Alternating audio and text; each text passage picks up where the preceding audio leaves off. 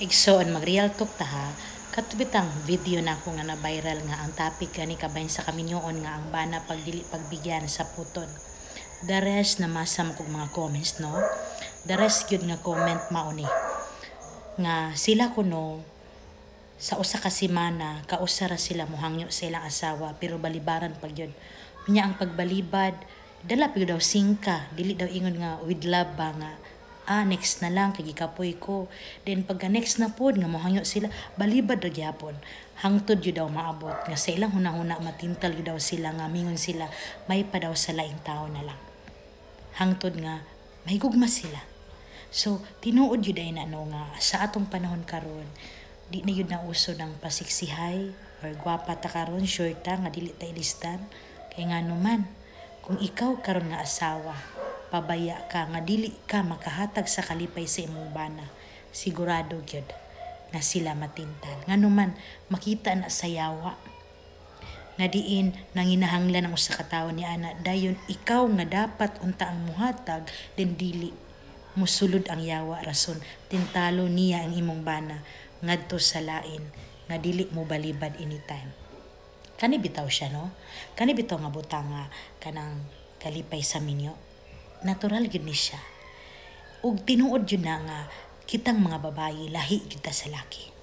No naman po yung mga babayi nga very hot on that pero kasagaran pag stress, pagkapoy, mawad-an og gana anang nga bahin. Pero ang laki lahi na sila. So mo nang kita nga asawa mintras may pataglawas, makahimo pa ta ni ana, mangahit nang yutag tabang sa Ginoo. Nasa higayon nga atong bana manginahanglan anang butanga kay unsay gi-inter nato makahatag ra pud unta ta nga naa nato ang kadasig, kalig-on, maing lawas nga diin kung maor dinay secret weapon nga dili madaot ang kinabuhing kaminyoan buhaton nato igsuon. Mao na ang kaminyoon sa pagkakaron alam puunon.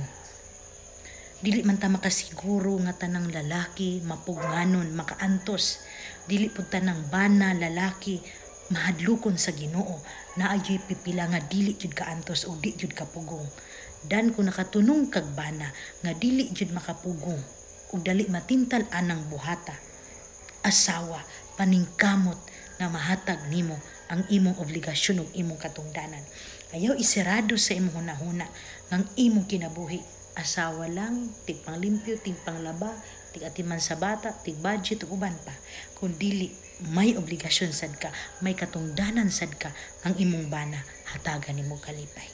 Huwag tayo maging selfish. Gawas lang kung kita karon tigulang na nata makahimo nagsakita. Kana noon pwede ka mo balibad. Pero pag makahimo pa ka, ang imong bana di pud kapugong. Antusa unsay gi-inter nato. Unsay gi-inter nato? Part na ni sa minyo. No? Dili ra ba mo dawat ng Ginoo sa rason. Lord, gikapoy man ko Lord, mao man gud ni. Ang gikapoy, ang kakapoy natural, pero dili pud sa tanang panahon gikapoy ta, di ba? Mo nang ampo lang gyud ta. Asawa ampo lang gyud ta. Kung ikaw karon nakatunong kag bana nga dili bitaw ka kapugong ana nga bahin nga very hot on that matter, nako. Give alang sa kalinaw sa pagpuyo nga dili maguba. God bless.